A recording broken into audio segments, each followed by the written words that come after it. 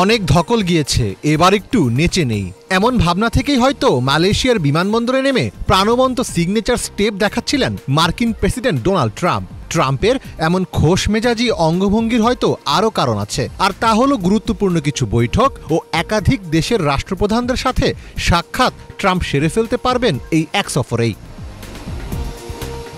বেজায় খুশি মালয়েশিয়ার প্রধানমন্ত্রী আনোয়ার ইব্রাহিমও, কারণ তার দেশে শুধু ট্রাম্প নন, রীতিমতো বিশ্ব নেতাদের মিলন মেলা বসেছে। একে একে মালয়েশিয়ায় হাজির হচ্ছেন চীন, জাপান, দক্ষিণ কোরিয়া, ব্রাজিল ও কানাডা সহ আসিয়ানভুক্ত দেশের রাষ্ট্রপ্রধানেরা। দক্ষিণ পূর্ব এশিয়ার ১১টি দেশের আঞ্চলিক জোট আসিয়ানের ৪৭তম সম্মেলন শুরু হয়েছে মালয়েশিয়ার রাজধানী কুয়ালালামপুরে। এ বছরের সম্মেলনে আলোচনার কেন্দ্রবিন্দুতে রয়েছে আঞ্চলিক অর্থনীতি, যুক্তরাষ্ট্র চীন বাণিজ্য সম্পর্ক এবং বিরল খনিজ সরবরাহের বৈশ্বিক ভারসাম্য। তবে সবচেয়ে বেশি আলোচনায় রয়েছেন মার্কিন প্রেসিডেন্ট ডোনাল্ড ট্রাম্প, কারণ সদস্য দেশ না হয়েও তিনি অংশ নিচ্ছেন আসিয়ান পার্টনার দেশ বা ডায়ালগ পার্টনার হিসেবে। ২৬ অক্টোবর থেকে শুরু হওয়া এই সম্মেলনটি ১১টি সদস্য দেশের বার্ষিক শীর্ষ বৈঠক, যা ৩ দিন চলবে। দ্বিতীয় মেয়াদে পুনর্নির্বাচিত হওয়ার পর ট্রাম্পের এটি প্রথম এশিয়া প্যাসিফিক সফর। বিশ্বজুড়ে তার আক্রমণাত্মক শুল্ক নীতি, চীনের সঙ্গে বাণিজ্য বিরোধ এবং নতুন কূটনৈতিক অবস্থানের প্রেক্ষাপটে এই সফরকে বিশেষ গুরুত্ব দেওয়া হচ্ছে। এই সম্মেলনে পূর্ব তিমুর আনুষ্ঠানিকভাবে আসিয়ানের ১১তম সদস্য দেশ হিসেবে যুক্ত হয়েছে। বর্তমানে আসিয়ানের সদস্য দেশগুলো হল Brunei, Cambodia, Indonesia, Laos, Malaysia, Myanmar, Philippines, Singapore, Thailand, Vietnam ও নতুন সদস্য পূর্ব তিমুর।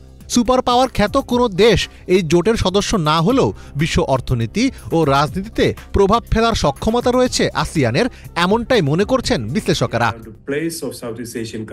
আমরা একসময় তথাকথিত পূর্ব ও পশ্চিমের মধ্যে চাপিয়ে দেয়া প্রক্সি যুদ্ধের শিকার হতাম।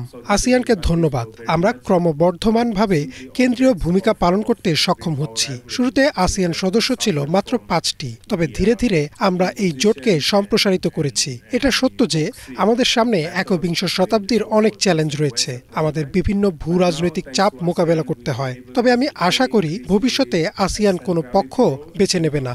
সিদ্ধান্ত গ্রহণ ও বাস্তবায়নে আসিয়ানের স্বায়ত্তশাসন প্রয়োগ করতে হবে। আসিয়ানভুক্ত দেশগুলোর ভূ রাজনৈতিক অবস্থান বেশ গুরুত্বপূর্ণ। তারা এমন এলাকায় অবস্থিত যেখানে ভারত মহাসাগর প্রশান্ত মহাসাগরকে সংযোগ করে। এছাড়া এই অঞ্চলে রয়েছে সাউথ চায়না সি এর মতো গুরুত্বপূর্ণ সামুদ্রিক পথ, যেখানে বাণিজ্য ও নৌপথের নিরাপত্তা বড় একটি বিষয়। তাই যুক্তরাষ্ট্র বা চীন যে অঞ্চলে তাদের প্রভাব বাড়াতে চায়, সেখানে এই আসিয়ান এক ধরনের কানেক্টিং প্ল্যাটফর্ম হিসেবে কাজ করে। আসিয়ানের দেশগুলো অনেকটাই উন্নয়নশীল, যারা ভবিষ্যতে বড় বাজার হিসেবে রূপ নেওয়ার সম্ভাবনা রাখে। আসিয়ানের কোনো দেশ এককভাবে সুপার পাওয়ার না হলেও একসাথে তাদের অর্থ, জনসংখ্যা ও অবস্থানকে একটি বড় লটারি হিসেবেই দেখা হয়। ফলে অবস্থানগত গুরুত্ব ও অর্থনৈতিক সম্ভাবনার কারণে ডোনাল্ড ট্রাম্প সহ বিশ্বনেতাদের কাছে বিশেষ গুরুত্ব পাচ্ছে এই আসিয়ান সম্মেলন। মীর ফজলে রাব্বি, বাংলা ভিশন।